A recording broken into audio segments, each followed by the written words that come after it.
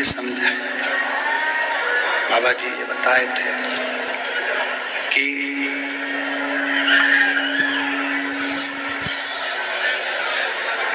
ऐसा कोई संसार का मानव नहीं है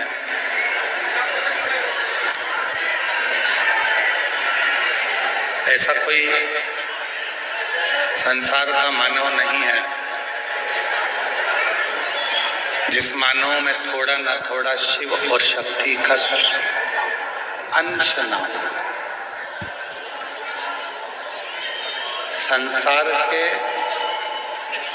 प्रत्येक जीव में, संसार के प्रत्येक व्यक्ति में, चाहे वो जलचर हो, थलचर हो, वायुचर हो या कोई भी जीव,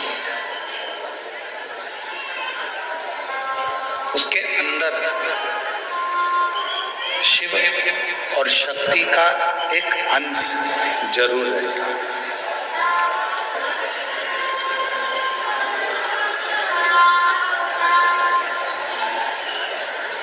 और जब तक शिव की करुणा, प्रेशर खोलो जिससे अंदर का साउंड का, ये दोनों प्रत्येक संसार के मानव के अंदर, जीव के अंदर, चाहे वो जलचर हो, थलचर हो, वायुचर हो, जीव जितने भी हैं उन सभी जीवों में शिव और शक्ति का निवास है। भगवान शंकर एक अंश रूप में, मातृ शक्ति एक अंश रूप में जीव के अंदर रहते हैं, जीव के अंदर रहते हैं। और जब तक शिव की करुणा, प्रेशर खोलो जिससे अंदर का साउंड का, ये दोनों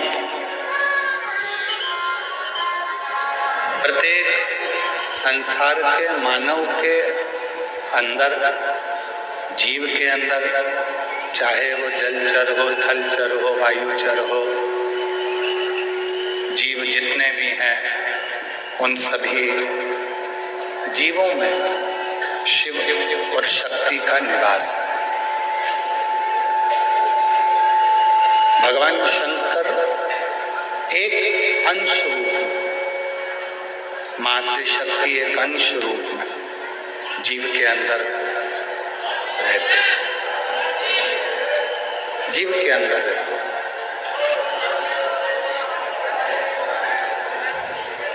अब उन जीव के अंदर जब शिव बचा हुआ है तो कहते हैं जीव ही शिव है और शिव ही जीव है। जीव में ही शिव रहते हैं, शिव में ही जीव रहते हैं। जब उनके भीतर शिव तत्व एक ना एक दिन अंकुरित हो जाता है तो जो हमारे भीतर शिव बैठे हुए हैं, शक्ति बैठी हुई है, शिव और शक्ति, लकड़ी की एक भट्टी होती है, एक चूल्हा है, उस चूल्हे के अंदर एक कोई छोटी सी चिंगारी रह गई होती है, कोई छोटी सी चिंगारी चूल्हे के अंदर है। वो चूल्हा वापिस जलने लगता है, वो अग्नि वापिस जलने लगती है। केवल उसमें फूंक पड़ी और वो फूंक पड़ते से ही वो चूल्हे की जो अग्नि है वो प्रकट हो गई। चूल्हे की अग्नि जो है वो प्रकट हो जाती है केवल फूंक पड़ने से। उसी तरह शिव महापुराण की कथा का जो प्रकट होता है, शंकर जी की कथा का जो प्रकट होता है, शिव महापुराण की कथा का जो प्रकट होता है, आशीष अंदर भी आवाज नहीं आ रही है तो बाहर क्या आवाज। और वो छोटी सी चिंगारी एक दिन अग्नि का स्वरूप धारण कर लेती है। शिव महापुराण की कथा स्थान बताया गया तो वो शिव महापुराण की कथा का पंडाल बताया। शिव दोनों एक हो जाता है, दोनों एक। कई लोग कहते हैं गुरुजी हम जब भगवान शंकर का मंत्र जाप करते हैं, शिव नाम लेते हैं, शिव जी का स्मरण करते हैं, शिव नाम का स्मरण करते हैं, भगवान शंकर की विरल भक्ति को धारण करते हैं या शिव नाम को हम ग्रहण करते हैं, तो हम जब भगवान शंकर के मंत्र को या शिव के नाम को जब हम जपते हैं, शिव नाम को जब हम लेते हैं, तो क्या वो देवाधिदेव महादेव तक हमारा लिया गया नाम पहुंच जाता है?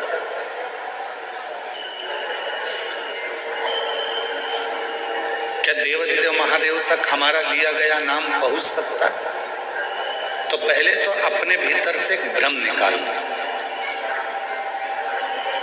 अपने अंदर का एक भ्रम निकालो कि महादेव तक हम जो नाम ले रहे हैं वो पहुंचेगा कि नहीं पहुंचेगा। पहले अपने भीतर का ये भ्रम समाप्त कर। मतलब आपकी दृष्टि में ये है कि आपकी दृष्टि में लगता है कि ऐसा है कि शंकर भगवान हमसे बहुत दूर है, शिव जी हमसे बहुत दूर है। जब तो आपकी बुद्धि में ये बात आती है कि हम जो बात कहेंगे वो शिव जी सुनेंगे कि ना सुनेंगे, हम जो मंत्र बोलेंगे, जो मंत्र हम बोलेंगे वो मंत्र शिव जी तक पहुंचेगा कि नहीं पहुंचेगा, हम जो मंत्र का स्मरण करेंगे वो देवाधिदेव महादेव तक पहुंचेगा कि नहीं पहुंचेगा। आपके भीतर यदि ये विचार चलता है तो मतलब आप ये विचार कर रहे हैं कि शंकर जी हमसे बहुत दूर है। पर शिव महापुराण की कथा कहती है आप भगवान देवाधिदेव महादेव का स्मरण करते हो, उनको याद करते हो, उनका स्मरण करते हो, उस समय पर आपको लगता है कि शिव बहुत दूर हैं तो उन तक हमारी आवाज पहुंचेगी कि नहीं पहुंचेगी। पर शिव कथा कहती है आपके मुख से जैसे ही भगवान शंकर को याद किया जाता है, शिव का नाम लिया जाता है, शिव का स्मरण किया जाता है, उस समय पर भगवान देवाधिदेव महादेव आपके नजदीक में खड़े होकर उस उच्चारण को भगवान शंकर उस उच्चारण को श्रवण कर रहे हैं, शिव उस उच्चारण को श्रवण करते हैं। आवाज किन तक पहुंचना चाहिए? जो दूर है, जो करीब में है उन तक आवाज पहुंचाने की जरूरत ही नहीं पड़ती, वो हमारे अक्षरों को, हमारे शब्दों को देखकर भी समझ सकते। ब्रह्मा जी ब्रह्मलोक में, भगवान विष्णु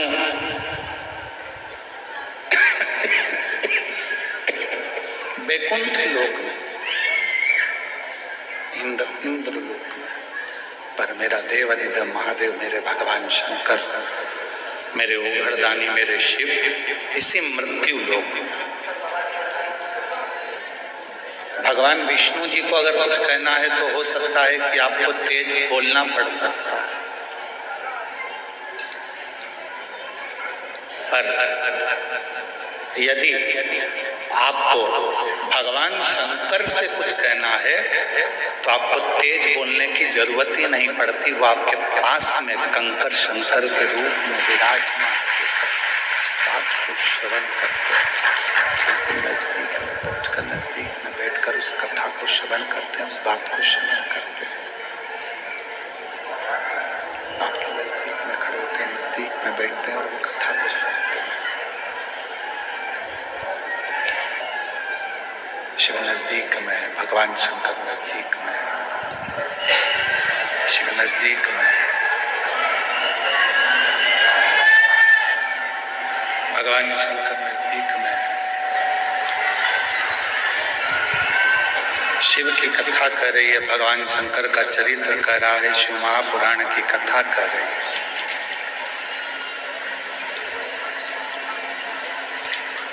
ध्यान नहीं रहा, इससे तो अच्छा रामायणी कुटी वाले महाराज भगवान शंकर को, देवाधिदेव महादेव को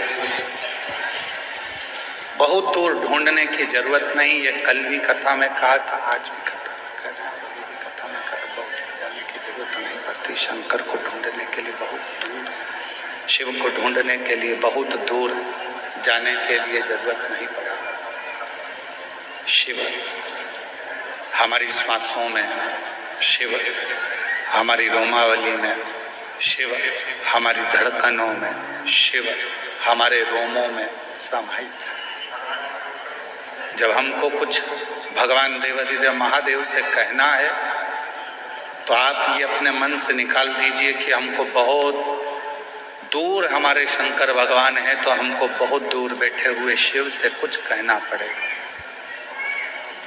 कुछ कहना नहीं, शिव से कहना एकदम सरल है। भगवान शंकर से कहना एकदम सरल। शिव तुम्हारे नजदीक में, शंकर भगवान तुम्हारे करीब में, बिल्कुल नजदीक। और जब हम भगवान शिव से अपने मन की कोई बात कहते हैं तो दुनिया के लोगों को लगता है कि शिव सुनेंगे ना सुनेंगे। शिव पुराण कहती है कि जैसे ही तुम बोलो नहीं तो भी तुम्हारे हृदय में अगर कोई भाव आता है जल चढ़ाते समय, तो शंकर भगवान तुम्हारे मन के भावों को भी पढ़ लेते हैं, सुन लेते हैं, स्वीकार करते हैं। भगवान देवाधिदेव मन के भावों को, विचारों को, शिव अपने मन के भावों को, अपने विचारों को भी पढ़ लेते, सुन लेते, मन की शुद्ध भावों को भी पढ़ लेते, विचारों को भी पढ़ लेते हैं।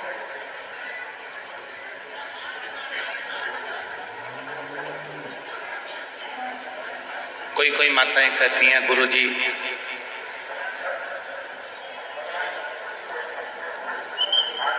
भगवान तो हमारी सुनता ही नहीं है। हम तो भगवान को रोज जल भी चढ़ाते हैं, आराधना भी करते हैं, साधना भी करते हैं, पूजन भी करते हैं, तो भी शिव हमारी बात नहीं सुनता। हमारा निवेदन है,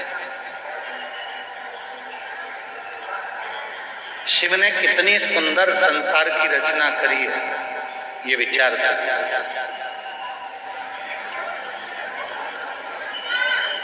शंकर भगवान ने जो सृष्टि की रचना करी, शिव जी ने जो सृष्टि का निर्माण किया, वो कितना सुंदर था। फूल रहे कि फूलों में परमात्मा कीड़े दे देता है और पत्थर में परमात्मा हीरे दे देता है। ये उस परमात्मा की कृपा, ये उस परमात्मा की दया। पत्थर जैसा मजबूत हो गया है तो एक ना एक दिन मेरा भोलेनाथ उसकी जिंदगी में ऐसी तरक्की कराता है कि हीरा जैसा उसको बना देता है।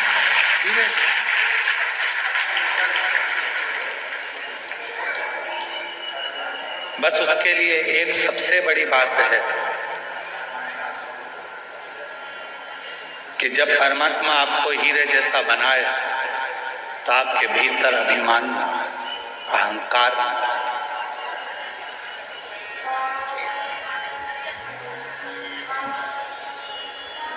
आपके भोजन करने से, अगर आपके भोजन से किसी के मुख में पानी आ रहा है तो आपका भोजन करना बेकार है।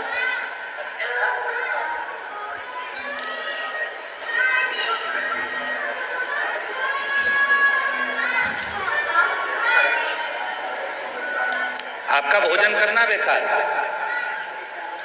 आपके भोजन करने से यदि किसी के मुख में पानी आ रहा है तो आपका भोजन करना बेकार है, और यदि आपके बोलने से किसी की आंख में पानी आ रहा है तो आपका बोलना भी बेकार है।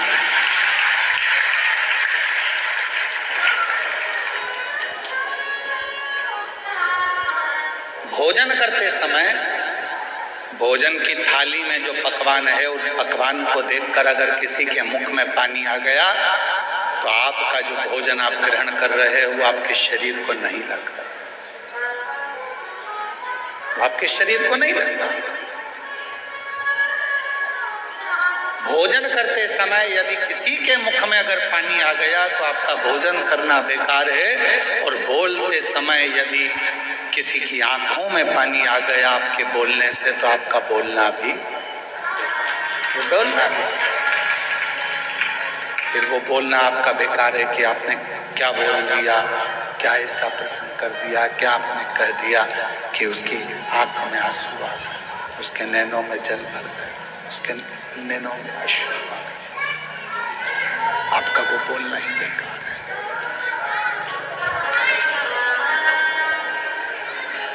शिव महापुराण की कथा में, भगवान शंकर के पवित्र चरित्र में, शिव जी की पवित्र कथा में प्रसंग आता है। भगवान शंकर की कथा में बड़ा सुंदर एक प्रसंग आता है। पार्वती जी भोजन का जब निर्माण करती हैं, पार्वती जी जब भोजन बनाती हैं, भोजन का निर्माण करती हैं, तो सबसे पहला भोजन पार्वती जी बनाकर अपने जितने गण हैं उन सभी गणों को भोजन कराते, सभी गणों को भोजन कराते।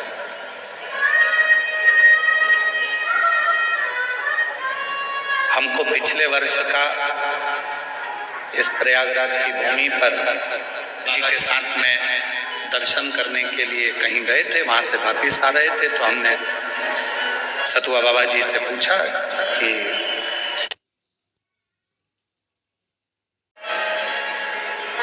तो कहा महाराज जी अभी बहुत सारे लोग रह गए हैं, ये 2 बार की पंगत और हो जाए उसके बाद फिर मैं अपने कक्ष में जाकर जो भी होगा उसको पाल लूं।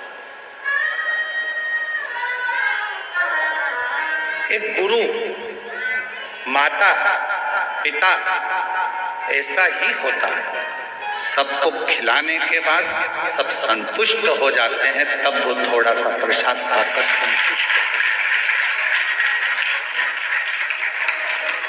मैं सतुआ बाबा जी आपको धन्यवाद देता हूं इसके लिए कि आपकी अविरल भक्ति। अभी हम अंदर थे और आप माइक पे, जब VIP नहीं है या आप माइक पे बोल रहे थे और पूरा माघ मेला सुन रहा था, पूरा। उस परमात्मा के आगे कौन भी आएगी? आपको जहां जगह मिले वहां बैठो, कथा का रस तत्व ग्रहण करो और सत्यता में बोले बाबा जी, तो केवल एक कथा ये माघ मेले की या फिर आपकी काशी की ऐसी होती है जहां पर VIP कल्चर कुछ नहीं होता, वहां केवल लोग प्रेम से कथा का रस तत्व ग्रहण करो, भाव से आओ। और बाबा जी ने एक बात और कही थी, माइक पे आप लोग सुन रहे होंगे, जल्दी बैठना था तो जल्दी क्यों नहीं आ गया? अगर आप VIP बनना चाहते हो तो सवेरे जैसे ही ये 10 बजे से 9 बजे से 8 बजे से आके बैठे हैं, वैसे तुम भी आके बैठना, जगह मिल जाएगी। भक्ति, विश्वास, श्रद्धा, दृढ़ता, ये हमें शिव के करीब में लेकर जाती है, भगवान शंकर के नजदीक में लेकर जाती है, शिव तत्व की ओर लेकर जाती है, शंकर के करीब में लेकर जाती है। पार्वती मैया जब भोजन बनाती हैं तो सबसे पहले भोजन गणों को खिलाती है। क्यों? जब मेरे भोले बाबा भोजन करें तो गणों के मुख में भोजन को देखकर जल जाए,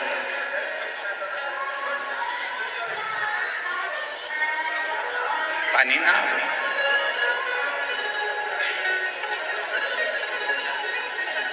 और गण जब भोजन ग्रहण करने के लिए बैठते थे, भोजन ग्रहण कर लेते थे और भोजन ग्रहण करने के बाद में बाबा का जो प्रसाद बचता था उसको कणका मात्र सारे ग्रहण करते। जितने गण थे वो लेते थे, माँ देवी भी लेती थी, गणेश जी भी लेते थे, कार्तिकेय भी लेते थे, और 33 कोटि देवता भगवान शंकर के प्रसाद को लेने के लिए तत्पर खड़े रहते। इसीलिए शिव महापुराण की विद्येश्वर संहिता में लिखा है कि केवल देवों में देव एक महादेव ऐसे हैं कि जिनका प्रसाद तुम्हारे हाथ में अगर आ जाए तो उसको खाने में एक क्षण की भी देरी मत करना, उसी क्षण उस प्रसाद को खा दे। विष्णु महापुराण के विद्येश्वर संहिता में लिखा हुआ भगवान भोलेनाथ देवताओं का प्रसाद रात को रखा जा सकता है। सत्यनारायण भगवान की कथा हुई, उसका प्रसाद 2-3 दिन रख लोगे चल जाएगा। देवी जी का कोई अनुष्ठान हुआ, उसका प्रसाद 2-4 दिन रखोगे चल जाएगा। नारायण भगवान का अनुष्ठान हुआ, उसका प्रसाद 2-4 दिन रखोगे चल जाएगा। राम जी का कोई उत्सव मनाया, प्रसाद 2-4 दिन रखोगे चल जाएगा। भगवान कृष्ण का प्रसाद 2-4-8 दिन तक रखोगे चल जाएगा। पर शंकर भगवान का प्रसाद चाहे पशुपति व्रत का हो, 16 सोमवार व्रत का हो, संकट सोमवार व्रत का हो, चाहे प्रदोष व्रत का हो, सोमवारी व्रत का हो, चाहे अष्टमी सोमवारी व्रत का हो, शिव जी का प्रसाद पूरी रात नहीं रखा था। रात के पहले, मध्य रात्रि आने से पहले उस प्रसाद को पूरा समाप्त करना पड़ता है। पूरे प्रसाद को समाप्त करना पड़ता, पूरे प्रसाद। और आप में से कई माताएं ऐसी होंगी जिन्होंने 16 सोमवार का व्रत करा होगा। आप में से कई माताएं ऐसी होंगी जिन्होंने 16 सोमवार का व्रत करा होगा। कितनी माताएं, जरा हाथ उठाओ, 16 सोमवार करी हुई? रखो रखो।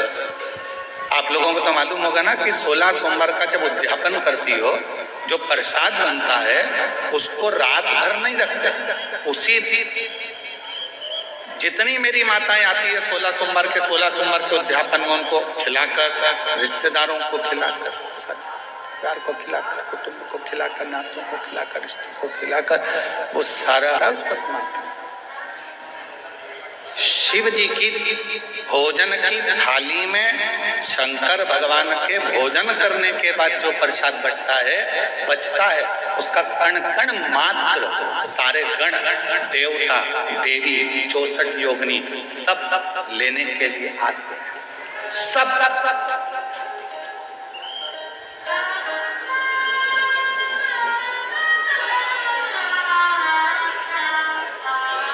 एक होता है विषाद और दूसरा होता है प्रसाद। जो जोड़ने से मिला वो विषाद, जो छोड़ने पर मिला वो प्रसाद। ध्यान देना थोड़ा सा। जो जोड़ने से मिला वो विषाद। धन जोड़ा विषाद होगा, कपड़े जोड़े विषाद होगा, वैभव जोड़ा विषाद होगा, सत्ता जोड़ी विषाद होगा। जो जोड़ने पर मिल रहा है वो विषाद है, और जो छोड़ने पर मिल रहा है वो सब प्रसाद की गणना में आता है। वो प्रसाद, विषाद बटोरा जाता है, प्रसाद बांटा जाता है।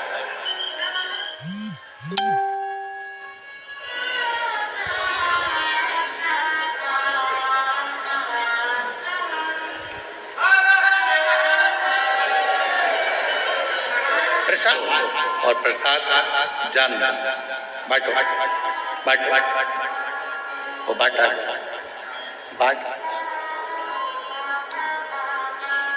कई माताएं कहती हैं, गुरुजी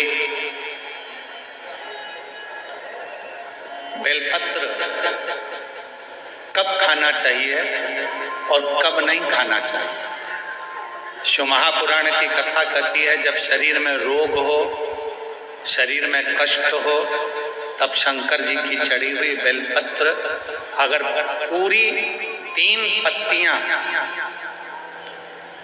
मान लो आप पूरी 3 पत्ती भी बेलपत्र की नहीं खा सकते, तो बेलपत्र के आगे की थोड़ी सी एक अंश नोक मात्र भी आपके मुख में अगर जाती है तो भी वो उतना ही असर करेगी जितनी पूरी पत्ती करती है। एक अंश मात्र। अब कोई तुमसे पूछे क्यों महाराज जी ये कथा कहाँ मिलेगी, तो स्कंद पुराण में, शिव महापुराण में, देवी भागवत में इस कथा का वर्णन है कि भगवान देवादिदेव महादेव काकड़िया की रोटी बनाई, काकड़िया की साग, और परसे माता पार्वती जी पावे भोलानाथ। मन शिव रटोरे छोड़ दो कपट, मन शिव रटोरे, शिव रटोरे मन शिव रटोरे, छोड़ दो कपट मन शिव रटोरे। काकड़िया की रोटी बनाई, काकड़िया की साग, काकड़िया की रोटी बनाई, काकड़िया की साग, और परसे माता पार्वती जी, परसे माता पार्वती जी पावे भोलानाथ। मन शिव रटोरे छोड़ दो कपट, मन शिव रटोरे, मन शिव रटोरे, मन शिव रटोरे, छोड़ दो कपट मन शिव रटोरे। हमारे यहाँ शास्त्रों में ऐसा मिलता है कि पार्वती जी भोजन बनाती हैं, शिव जी को खिलाती हैं। भोजन करने के बाद बाबा भोलेनाथ जब भोजन कर लेते हैं, जो पात्र में भोजन बचता है उस पात्र के एक अंश को पार्वती जी निकाल लेती हैं, एक अंश को गणेश जी निकाल लेते हैं, एक अंश को कार्तिकेय निकाल लेते हैं, और बाकी का जितना अंश है उसका कुछ भाग गण ले जाते हैं और उसका कुछ भाग देवता अपने साथ लेकर जाते हैं। तो कहा 33 कोटि देवताओं को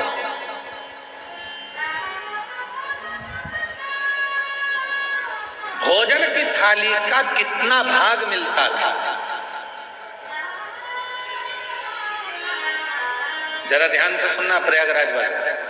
जितनी मेरी जीजियां बैठी हैं, जीजा बैठे हैं, मेरी बेटियां बैठी हैं, बेटा बैठे हैं, जितने मेरे बुजुर्ग माँ बाप बैठे हैं, सब सावधानी से सुनना। और जितने आस्था चैनल पर, फेसबुक, यूट्यूब पर, जितना सोशल मीडिया पर सुन रहे हो, सब सावधानी से सुनना कि शिव जी की थाली में से जो भोजन बचता था वो 33 कोटि देवता, अब ध्यान देना, गणेश जी का हिस्सा निकल गया, पार्वती जी का निकल गया, कार्तिकेय जी का निकल गया, योगिनियों का निकल गया,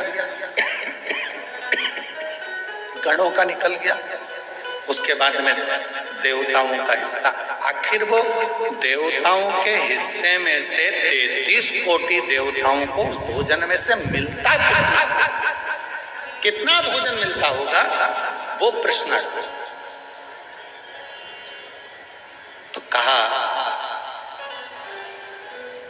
प्रसाद का मतलब क्या है?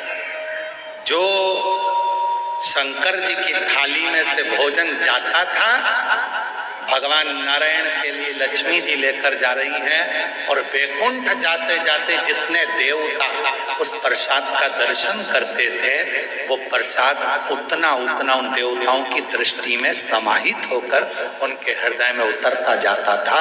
भोजन का कण मात्र का दर्शन भी सुख दे जाता,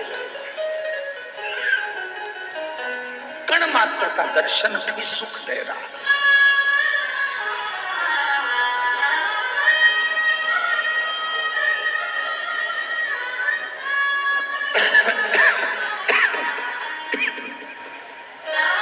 एक कण मात्र का दर्शन।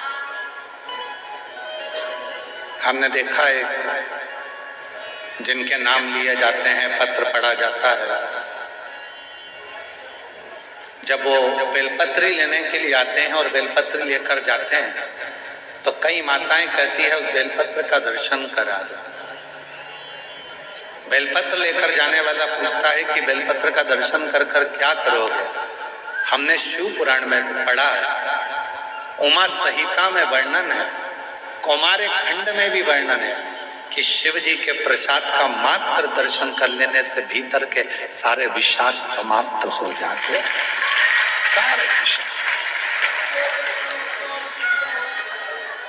केवल प्रसाद का दर्शन करने से ही विषाद समाप्त हो जाए।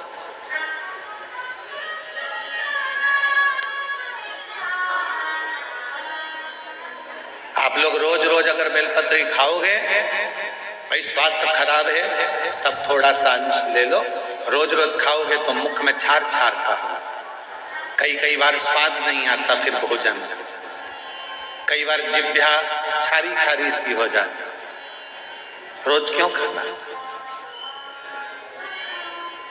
रोज बेलपत्र अगर उठाकर ला भी रहे हो, उसमें से एक अंश मात्र, कण का मात्र बेलपत्र को अपने मुख में ले लो, बहुत। बाकी के बेलपत्र का क्या करें गुरुजी? लाओ, सुखाओ, इकट्ठी हो जाए, चूरा बनाओ, चूरा बना के महीन पीस कर उसको रख लो, उसको रख लो। कभी कोई बहुत ज्यादा कोई तकलीफ में व्यक्ति मिले, उसको चुटकी मात्र की वो बेलपत्र का चूरा जो शिव पर चढ़ी हुई बेलपत्र है उसका दे। महाराज जी, बाबा जी, अभी एक गौ माता को बीच में एक रोग हो गया, गाय के पूरे शरीर पर महाराज जी ऐसे गांठ गांठ जैसे फुंसियां पड़ने, वो स्मरण में हमें आ नहीं रहा। हाँ, लम की बीमारी हो पूरे में। सूचना मिली ऐसा ऐसा हो गया, क्या करें? हमने कहा अपने धाम पर जितनी भी बेलपत्र आती है उसको सुखाया जाए, सुखा कर पीसा जाए, पीस कर रोटी में मिलाया जाए और रोटी बनाकर गाय को खिलाया। थोड़ी थोड़ी बेलपत्र की मात्रा, एक एक डेढ़ बेलपत्र की मात्रा की रोटी बनाई। डाला कितना? केवल एक बेलपत्र का आधा अंश उस रोटी में डालकर जब गाय को दिया तो वो लंपी की जो बीमारी थी वो धीरे धीरे धीरे धीरे समाप्त हो।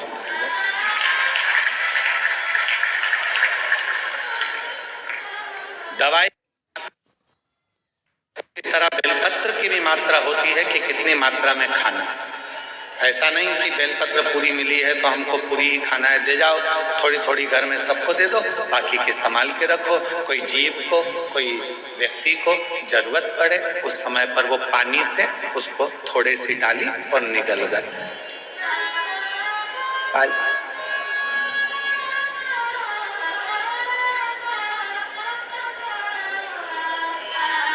कुछ मात्रा, और बीमारी हो तब जरूर उसकी बेलपत्र का थोड़ा सा भाग शिव पे चढ़ा हुआ अवश्य।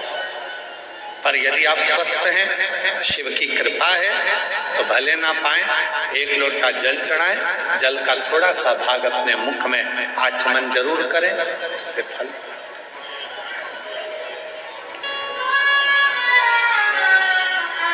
एक माता यहाँ बैठी है जिसको डॉक्टर ने मना कर दिया था कि तुम मां नहीं बन सकती।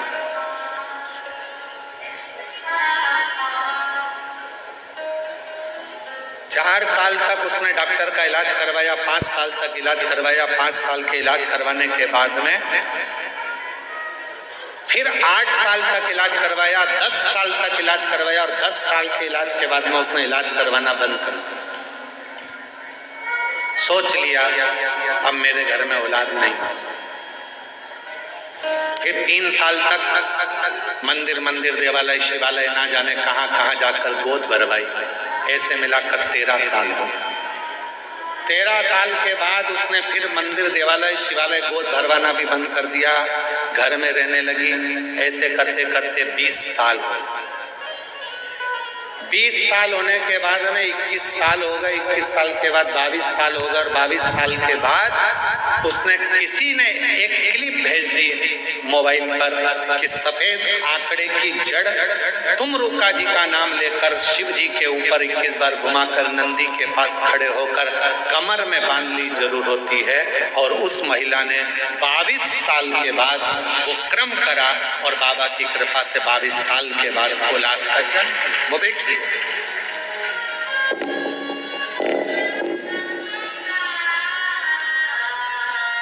मैं कौशल्या गुप्ता, पत्नी जगदीश कुमार गुप्ता, ग्राम सराय बकेवर, पोस्ट बकेवर, तहसील बिंद की, जिला फतेहपुर, उत्तर प्रदेश से आई हैं। कहीं बैठी हो तो हाथ हिला सकती हैं जिनके घर में 21 साल के बाद औलाद हुई है। 21 साल के बाद